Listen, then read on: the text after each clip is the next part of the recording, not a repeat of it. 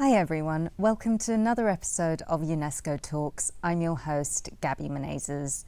Today's guest is Báyò Akómoláfé, a writer and philosopher who contributed to a UNESCO publication on AI and the future of education.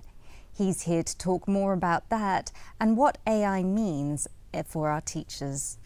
Báyò, welcome. Glad to be here. First of all, we all know that AI is going to disrupt education. Can you share some of your thoughts about this? I think it goes deeper than just disrupting education, that we are in a very liminal, liquid moment when the arrangements that have helped us identify ourselves as educators and learners and professors and students are in flux. So we're facing some kind of an alchemical shamanic moment when those definitions no longer hold, right? The center cannot hold, the definitional is spilling away. We're being spirited away to where we don't know. And so this moment calls for a lot of, instead of improvised clarity or imposed solutionisms, I think some kind of ontological humility is required here. It's like we're being visited by a God of some kind. And I know some people might bristle at the idea of a God visiting or equating godhood or deity with AI. But the idea is not to say AI is a God, but to reformulate the idea of a God and say a God is a moment when we meet our systems or systems come to their limitations, right? I think capitalist relations, the idea of the Anthropocene, anthropocentrism, the idea that we're unique, independent, exclusive learners is being composted, if you will. Of course, there's the literature and the news is awash with stories about students now composing their essays with ChatGPT, or professors making their class notes with ChatGPT, or the very notion of the university being, it's the very notion is out in the jury right now. We don't know what to do with this moment. But I feel instead of this being terrifying and disabling, this is an invitation for us to play and experiment. So the disruption is an alchemical revisitation of the definitions that we're used to, and also the arrival of the trickster. That's where I'll stop for now. So the arrival of the trickster, you mean AI as a sort of hyper-intelligence that can teach us something? Are we mistaking in thinking that? Or, maybe you could talk a little bit about that. I'll say a few things about that. That what hides in normalcy or normative environments is the strange. Modernity, white modernity, is pretty good at flattening the strange or pushing it to the edges so we can keep going on, buying and consuming and doing the things we know how to do, right? But sometimes the strange comes home to roost, right? The strange revisits. The buoyancy of the arrangement is no longer to hold back the strange, and then it collapses on itself. And this is when gods visit in my mythopoetic work and philosophy. There's this Greek story coming to mind of Narcissus. Of course, everyone knows Narcissus. Narcissus was a beautiful youth who fell in love with his reflection, and he gazed and gazed at his reflection. He didn't eat, he wouldn't move from it, and so it led to his death, and I think the gods then turned him into a flower. Is that right? There you go. There you go. My knowledge of Greek myths holds up. Excellent. You're a Greek nerd. You're a Greek myth nerd as well. The more we look at ourselves, the stranger we become, right? I think we are now in an age where reflection is glitching. We've stared at ourselves. Modernity is the reflexive paradigm. We've examined ourselves. We're the selfie generation, right? And the more we notice ourselves, things start to creep up. Things start to get almost psychedelic, right? And now something is coming up through the vines and the cracks, which we rudely call AI. I've never quite agreed with the designation of AI. There's something hubristic about it, like artificial intelligence. The presupposition is that we are natural intelligences and they are just artificial intelligences. So it's not that hyper intelligence is coming up. It's that intelligence has never been human. We are stranger than we are. We're not well put together. That's the thesis of entanglement, right? Of feminist materialisms and ecological thinking and the new paradigm in psychology that explores embodied cognition. So the idea is we're not well put together. We're meeting ourselves as if for the first time. We're realizing that we've never been the owners of intelligence. So this parsing between natural and artificial is just a symptomatic of our anxiety. We are meeting ourselves for the first time, and that's strange and scary. And indeed, in your essay, your think piece that you wrote for us, you do question a lot about who intelligence belongs to, whether it is only something that belongs to humanity. Do you want to just sort of talk a little bit about that? There's this story about a researcher who studies cetaceans, dolphins and all of that. And she comes every day to the swimming pool and the training begins. And there's a particular gesture that follows or precedes a reward. So if the dolphin does something, she feeds the dolphin a fish. And the whole ritual goes on like that year in, year out. One day she comes and I think she feeds oh, I should mention this, that she turns her back when the dolphin does not behave, right? When the dolphin does not follow instructions. She turns her back as if to say, I did not appreciate that. So she comes one morning and she gives the dolphin horrible fish. I think it's spoiled. And then she instructs the dolphin to do something. The dolphin turned its back on the researcher. Now, I think we're in a moment when the world is turning its back on our claims to exclusivity.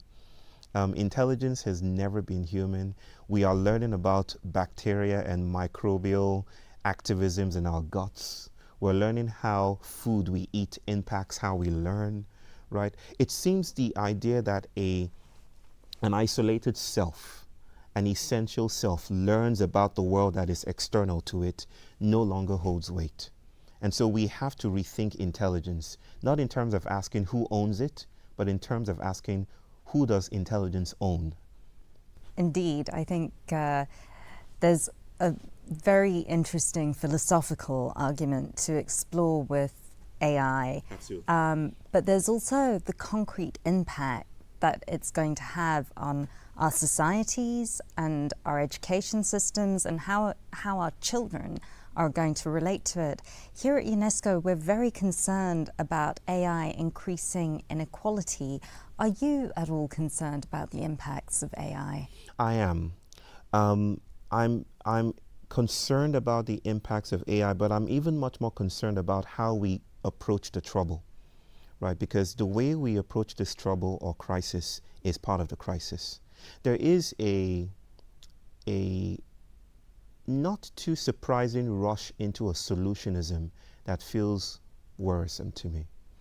But the very emergence of AI is a critique of the philosophies, the assumptions, the histories, the relations, capitalist and otherwise, that have promoted inequality, right? It's us meeting ourselves again. I say this all the time, for the first time. So if we're to get really practical, and I don't think philosophy is at all impractical, or these conversations we're having are impractical, but to get downright bone deep practical is to ask these questions, which isn't really held properly in the spaces we're convening around discussing AI. It's to say, for instance, that the Kenyan brothers and sisters that are in data centers in Kenya and are part of the hidden infrastructure of AI, we need to address the coloniality of these systems, the corporate coloniality of these systems, and how they're actually deepening the crisis. But to do that, we must also, with nuance, hold the weight of AI as not reducible to these systems. We have to ask questions about who we are as a species, and this allows us to do that. So instead of rushing to solve a problem like let's make AI solve inequality or let's reduce it to a tablet in a classroom, I think it allows us to do ceremony. Now, I come from a culture that cradles and holds space for ritual and ceremony. And I don't mean it in a culturally reducible or dismissible way. I mean that modernity is a ceremony. And now that ceremony is being hacked by its own impossibility. And that is what we have to hold space for. When you say modernity is a ceremony, Yes. What do you mean? I mean, it's a ritual. The things we take for granted, right? Where do we go when we get sick? When the toothache comes? That's a ritual. Or who are the people who produce knowledge? It's a priesthood called the scientists, right? It's all the ways that we preserve and maintain form. And in the maintenance of form, we maintain also hidden logics that propagate trouble, right? The idea, for instance, that we can just install solar panels. If we can install solar panels and carefully dispense with our trash, then we can save the world. Of course, that ritual hides, away the idea that 90% of disposable trash or recyclable trash actually goes to the global south, right? It hides away the idea that we are not well put together. So rituals is what I mean here, that modernity is a ritual. Now, this is a moment when ritual is meeting ritual. And a stronger ritual is this AI that is forcing us to ask deeper questions if we can stay with the trouble, in Donna Haraway's phrasing. And what do you think this means for our children? How should educators look at AI, and how do you think they should be using it or not using it? My daughter is 12. My daughter is a 12-year-old brilliant writer. And I know parents will say their children are brilliant. It's powerful, of course. But she writes beautifully. And I think it has something to do with my wife, who is another beautiful writer. And maybe I contributed a little to it. She does this poetic thing where she's constantly scripting in her journal. But one day, I think 2 weeks or 3 weeks ago, she came to me with a piece she'd just written. And I read the first line, and I knew immediately that it was ChatGPT. And I said, this is ChatGPT, right? And she didn't know what to say at first. She shuffled here and there and stuttered. And I said, it's fine, it's fine, it's fine. I'm not calling you out for using ChatGPT. We just need to have a conversation about usage and who's using who here. What does it mean if we're using ChatGPT, if kids are using it to express themselves creatively, if we're using it for things like essays? Yeah. So, I mean, it even begs the question, even if you take the question of what is art and humanity out of it, if you look at the question of knowledge, if we're using ChatGPT to do something where we're meant to be doing it in order to get knowledge from it, what does this mean? What does it mean for our children? What does it mean for education? Yeah, so there you go. So I said a while ago that we have never been the writers or the agents that we think we are. And I gave an example from stating speculatively that Shakespeare ate sourdough in order to write well. Because biologists tell us that certain bacteria actually produces literacy and enhances literacy in a very compelling way. And the Elizabethan palate was filled with fermented foods like ale and dairy products and bread. So I wonder if Shakespeare actually wrote those things he said he wrote. He didn't write Hamlet, in my opinion. It was microbes and bacteria. So we are just noticing this now. We have always been companioning with the world around us. I mean, psychologists call this embodied or external cognition. So it's not a problem. I don't think it's a problem that we're using ChatGPT now. It is, however, an issue if we use it without reverence, if we just deploy it as a tool, instead of in the ways that might enhance our accountability for a world that exceeds us, right? Do you have any thoughts on how educators should be using AI in the classroom? Well, I would first invite us to examine our failures. Like, that's what the crack is. You wanted me to say something about the crack? The crack is the impossibility of form, which is just a highfalutin way of saying that in every arrangement there are hidden tensions. that are flattened or invisibilized so that we can get by. But when those things come up, they come up as monsters. And a monster is a mirror of society, telling us, this is where you should look. It doesn't bring the harm, it exposes us to the harm we're already living in, right? And I think AI is a monster of some kind. So I would invite educators, policymakers to stay with their cracks long enough to see new kinds of rituals so we can move through this moment awkwardly. Thank you so much for a really thought-provoking conversation. And thank you for joining us. As always, please leave any questions and comments in the chat and we will get back to you. And stay tuned for another episode of UNESCO Talks.